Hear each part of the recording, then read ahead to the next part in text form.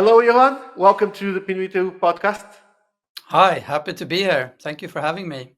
Thank you so much for being here with us.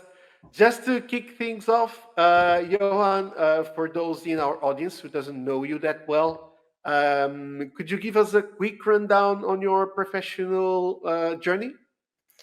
Yes, sure. So, background is I studied actually first before going to high school or university. I actually studied at the Swedish Military Academy. So I've been 1 year studying at leadership and sort of at War College. I think you call it in English. So I have a military background. Worked as a reserve officer in the Swedish Army from time to time, and after that I went to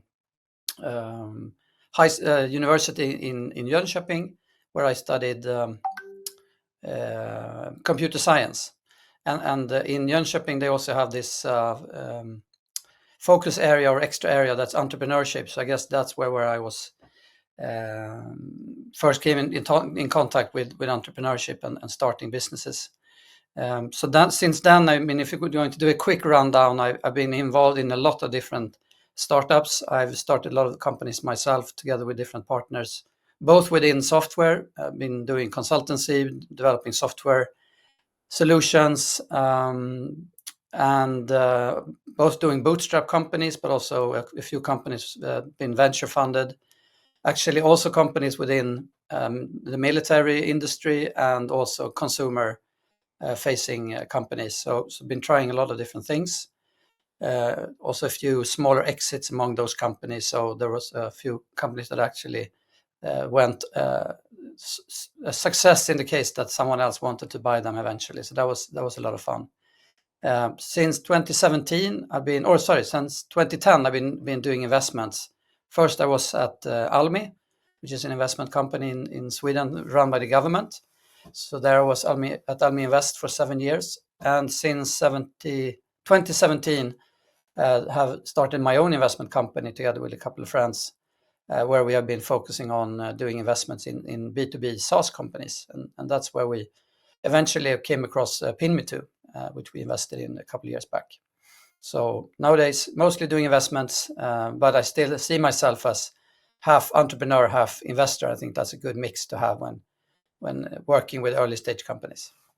Absolutely, absolutely. So, growing up, what experiences or influences led you to pursue this career in tech startups? Is it something that was always in your mind? Tell me a little bit Hmm. about that. Yeah, I think in my background that I mean, my father, he actually worked at a big insurance company in Sweden, one of Sweden's largest, but he was some kind of entrepreneur there. So he was actually starting a lot of different businesses during his time there. So I think I was introduced to sort of starting up ventures from hearing his stories at home, from during dinners and so on. But it wasn't until when I started studying at university in Stockholm where I ran into Eric, which is still one of my best friends, and he was already a serial entrepreneur. And I still remember it almost was like a lightning struck when he talked about his different business ideas, and he was looking for people to join his different ventures. And I was, I was super interested in joining him, and since then we've been partners and started a lot of different companies together, and we're still close friends. So I think I had this upbringing where I was sort of exposed to the idea of starting up businesses, and then started doing my own businesses from university and going forward. Very well, very well. You transitioning here to SaaS, as you've mentioned before. Mhm. Um, how would you describe the state of the SaaS industry? We can talk about the Nordic, Sweden, but all around Europe and the world. How do you see the status of things about SaaS industry? Yeah, that's an interesting an interesting question. I mean, I was actually doing investments in SaaS companies already around 2011, 2012, when I had done a couple of years at Almi, a few of my first investments there were actually SaaS companies. And even though they didn't see themselves as SaaS companies back then, that it wasn't the term wasn't established back then. So I've been in this industry for 10 plus years and seen it evolve. And in the beginning, I think SaaS was sort of the innovation in itself. So you took software that's previously been either in an Excel spreadsheet or perhaps an on-premise, something that you installed on people's computers, and then you moved that to a cloud-based solution. And then you got all these different advantages, that you can share the code base and you can lower the price, and you can stop doing big revisions. You can do continuously deployment and so on. You can lower the price so the customers could start subscribing to the software instead. And that in itself was sort of an innovation that sort of created this wave of demand that companies over time learn how to buy cloud-based software instead of on-prem software. So the innovation was just in sort of the business model and in the delivery. And now I think that part of what has happened is sort of the market has matured a lot, since there's been so much investments going into, and now maybe I talk about both Sweden, but I think generally all over the globe. So this spurred a lot of investment going into these companies from, say, 2016, 17, 18. So the investment community, both like private investors and different funds, and also the public market, over time learned to understand this business model. And it has some peculiarities along how to financially measure them, and with all these KPIs and so on. But what happened during like 17, 18, 19, and then obviously the sort of the peak was during COVID, when the demand for digital services exploded, when everybody was forced to work from home. And then we sort of had kind of a bubble, right? So the valuations were super high during COVID and the year after. And then something happened with inflation and the war in Ukraine and so on. So now there's been a lot less capital going into the sector. And I also think that from an innovation perspective, all the easy wins have been taken. So just taking an existing system, taking a CRM software and putting it into the cloud, that's not an innovation anymore. So now you have to think more thoroughly around, if you're going to establish a new SaaS company, you need to have something unique and something distinct, and maybe focus on a certain vertical or certain segment, or a more distinct problem that you have some insight into. So it's a much tougher place, I would say, right now, SaaS, both because it's been maturing. A lot of the buyers have already sort of decided on their stack, so they already have like 20, 30 different providers of cloud software. So to get them to switch something out is a much harder feat than it was 5 or 10 years ago. So it's a much more mature and a different landscape now than it was 5, 10 years ago. And from your perspective, what have been the most significant trends in SaaS, in the SaaS industry over the past few years, and where do you think we're headed in the future? Yeah, but I think one trend is that the whole ecosystem has matured so much, and you see that the incumbents, the big ones like Salesforce and the likes, they are consolidating the market. So there's been a lot more companies being bought. So you want to try to be a solution for the customers that covers more use cases. Some customers at least, I think it's a trend that maybe is not viable for everyone, but a lot of customers, I think, have been annoyed by having 20 or 30 or 50 different vendors, and they want to consolidate. So when Salesforce comes and say, we have a suite of products where you can exchange maybe 10 of your existing platforms into one, then that's compelling for an IT department and also for the businesses, that you get everything consolidated. But on the other hand, what's going to happen then is, and we can see this now clearly from a couple of our companies that has been competing with, for instance, Salesforce or Zendesk and the likes, is that their product is getting very, very hard to understand. They're getting very feature rich, but it's also very, very hard to work with them now, because there's so much going on. There's so many modules and so many tabs and settings and so on. So the ease of use have been a bit lost. And we actually see now that companies that are more doing more niche solutions and focusing on ease of use and have thought something out around a use case for a specific persona is still winning ground. So I guess it's like a pendulum that is turning back and forth from companies wanting to have fewer vendors, but on the other hand, the users at some point they just get fed up with working with bad software, which tends to be the case when you consolidate too much different platforms into one. So I think still there's so much to do in software and to innovate and find different niches, even though Salesforce and the other ones are massive and can seem to be intimidating from time to time. Exactly. You mentioned already before that some of the challenges that the founders and the people that are making the small companies trying to go bigger and bigger. You mentioned the war, etc. At least right now after COVID. But what do you think are the common hurdles today that should founders navigate with them?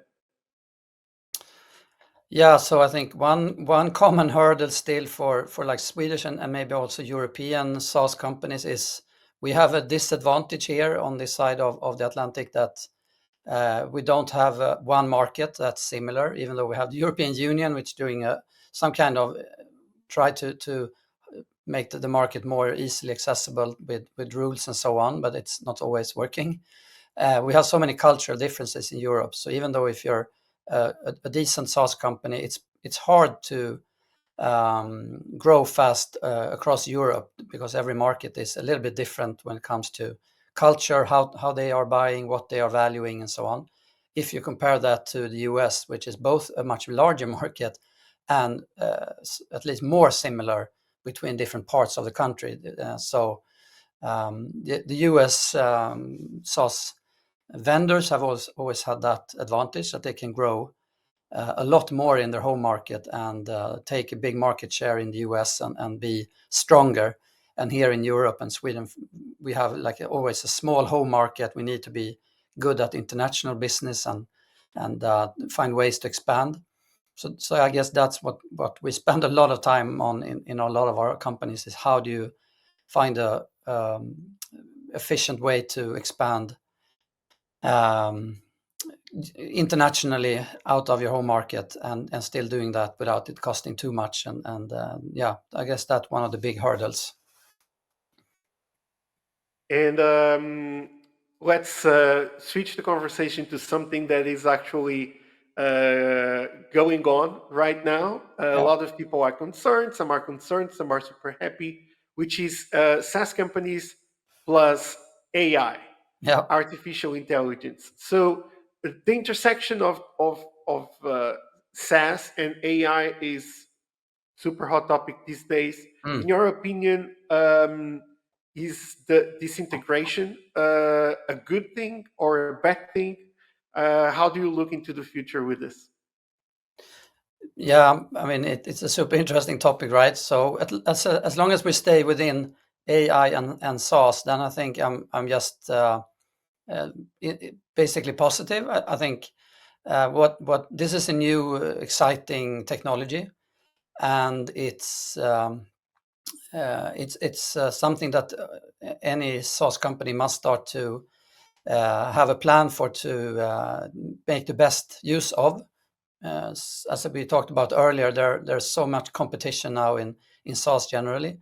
So if you are able to continue to invest in your technology and in your product, and do that with your customer's best in mind, then AI, of course, gives you an opportunity to increase the customer experience, and also, for instance, the efficiency of the use of your AI, of your SaaS product. So I guess that's one of the key things for me that I see most of our companies right now working with, is how can we significantly improve like the user experience and the efficiency of our users. So can we come up with suggestions for things to write? Can we make analysis automated so that we get smarter suggestions when it comes to reporting or KPIs? I mean, it depends on what your product is doing, right? But so from that point of view, I think it's just a very exciting time, and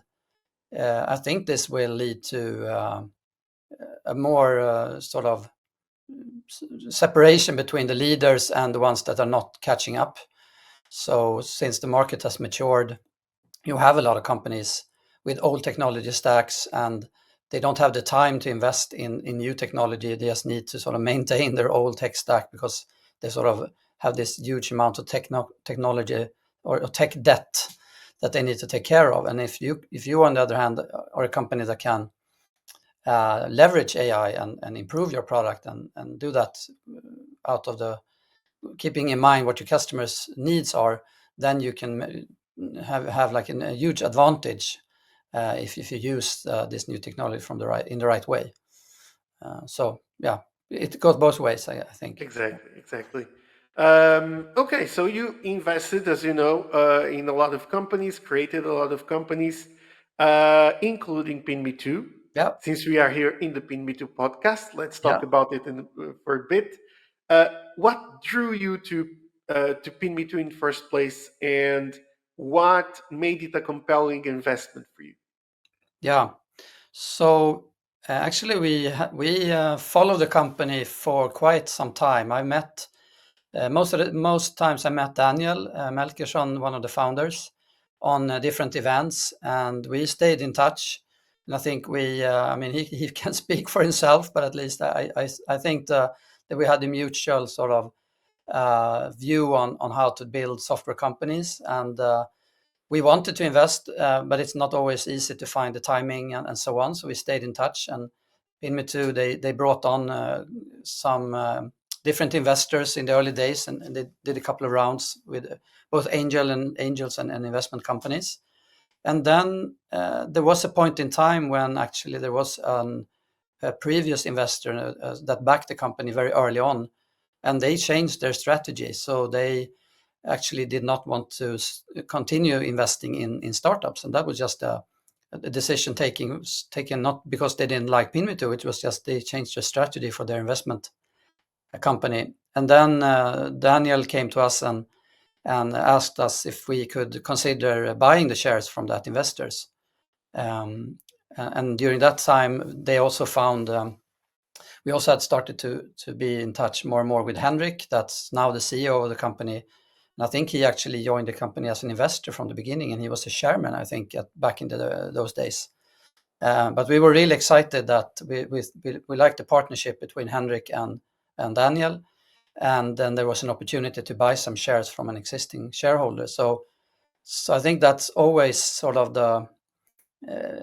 I think this is a good example of why I focus on talking about Daniel and Henrik. Is we always want to understand sort of the founders and what their both the drive and ambition, of course, but also what kind of company they want to build. And here we got the opportunity to follow them for quite some time. I think we followed them for like 2 years. And then this opportunity arose where one of the existing shareholders wanted to sell some shares, and we could gather our capital and buy them out. And since that point in time, also my partner in Cloud Capital, Daniel, has joined the board and is now the chairman of the board. So I think they really enjoy working together. I know Henrik, Daniel from our side, and also the founder Daniel. So it's a lot about the people. And then if you look at it as an investment, I think that what we really enjoyed with PinMeTo as an investment was they had proven a lot of things and they had built out both an interesting product that was, it kind of combined what we talked about earlier. It's a pretty messy world where for the clients, they have a lot of data, both internally and that they want to publish externally. And PinMeTo had this really wonderful product that Daniel was the architect behind, right? So how do we help customers be more efficient? And this is not like a core thing to work with all this data, but it's super important because it can drive revenue. So we really like this the situation where you have like a lot of different systems on one side. There's a lot of data to put in order, and then there's also a lot of systems on the other side. So you have all these kind of think like integrations on both hands, which makes it, of course, the product very sticky. I mean, with you when you're on board with the client, as long as you do a decent job and don't screw up, why will they change you? It's a very compelling value proposition, and it's a very sticky product. So I think that's what we really liked about the model that the PinMeTo has, like the strong founders, a good product, a very clear value proposition, and then an impressive roster of clients as well. They had early days. They had H&M, which is one of the top multi-location brands in Sweden, right? And it's a feat to land that kind of customer so early in your journey as a company. So yeah, there was a lot of things that we liked about PinMeTo, and it worked out really well as well. We're still super happy to be shareholders and partners in the company.